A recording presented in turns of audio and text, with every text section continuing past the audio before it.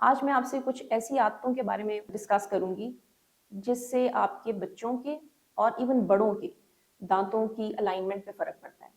Orthodontics का मतलब ये है कि हम लोग टेढ़े दांतों को सीधा करते हैं। अस्सलाम वालेकुम, मैं डॉक्टर सामिया सत्तार खान हूँ। कुछ ऐसी आदतें हैं जिनको बचपन में तो माएँ रिश्तेदार कहते हैं कि जी बड़ा क्यूट लग रहा है बच्चा, लेकिन वो आपके बच्चे के दांतों को बहुत सीरियसली अफेक्ट करती हैं, उनको टेढ़ा कर देती हैं, हड्डी तक को अफेक्ट करती हैं।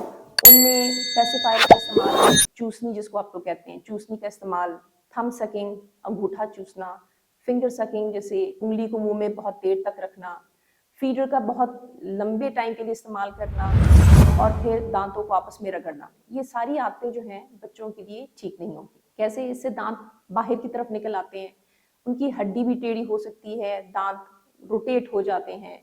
अक्सर आपने देखा होगा बच्चों के ऊपर वाले दांत जो हैं जब वो मुंह बंद करते हैं तो वो नीचे होंठ के ऊपर बैठ रहे होते हैं, उससे उनको ट्रॉमा होने के चांसेस होते हैं, उनके मसूड़े खराब हो सकते हैं। ये सारे मसले जो हैं सिर्फ वो एक आदत की वजह से होते हैं।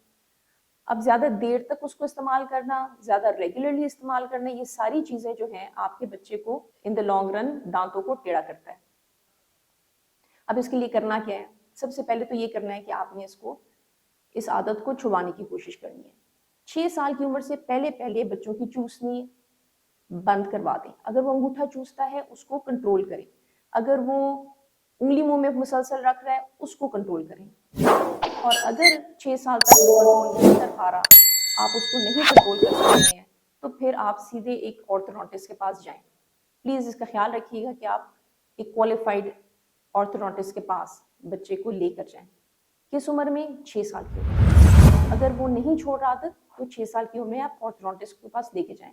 हम काउंसलिंग करते हैं, हम कुछ अप्लायंसेस लगाते हैं, उससे बच्चा रुक जाता है।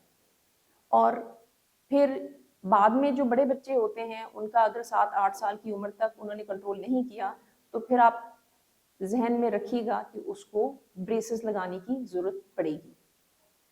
बड़ों की एक बहुत सीरियस आदत है जिस पे वो डिनाइल में भी होते हैं, वो होता है दांतों को आपस में रगड़ना। रात के टाइम रगड़ते हैं, वो स्पाउस आपको बता सकते हैं। दिन के टाइम बच्चे बैठे होते हैं, टीवी देख रहे होते हैं या मोबाइल का इस्तेमाल करते हैं, उसमें भी वो दांतों को आपस में रगड़ते हैं। उससे उनके मसूड़े भी अफेक्ट होते हैं, दांत भी खराब होते हैं, दांत एक्चुअली टेढ़े हो जाते हैं। उसका ख्याल रखिए। और इसका इलाज क्या होगा? इसका इलाज भी ऑर्थोडोंटिस्ट के पास होता है। तो बेहतर ये है कि बजाय इसके कि आप टाइम वेस्ट करें, आप जल्दी ऑर्थोडोंटिस्ट के पास जाएं और उसका चेकअप करवाएं और उनसे मशवरा करें कि इसको कैसे कंट्रोल किया जाए। दूसरा, एक बहुत बड़ी आदत जो मुंह से सांस लेते हैं बच्चे, मुंह से जो बच्चे सांस लेते हैं उनके भी दांत टेढ़े होते हैं, और उसका इलाज ऑर्थोडोंटिस्ट से पहले आप ईएनटी के पास जाएंगे। कान, नाक और गले के इलाज के स्पेशलिस्ट होते हैं, आप उनके पास जाएंगे और चेक करवाएंगे बच्चे को कि उसके नाक में या गले में कोई ऑब्स्ट्रक्शन तो नहीं है जिसकी वजह से वो मुंह से सांस ले रहा है। अगर तो आपका ईएनटी स्पेशलिस्ट कहता है कि जी इसका गला भी ठीक है, इसकी नाक भी ठीक है, ये आदतन मुंह से सांस लेता है, तो फिर आप एक ऑर्थोडोंटिस्ट के पास जाएं, एक डेंटल सर्जन के पास जाएं, उनको बताएं कि ये मसला है और उसको हैंडल करें।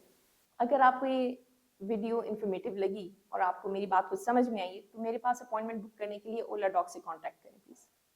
Thank you very much. Pakistan के टॉप डॉक्टर्स के साथ अपॉइंटमेंट बुक करें, वो भी पेशेंट फीडबैक देखते हुए।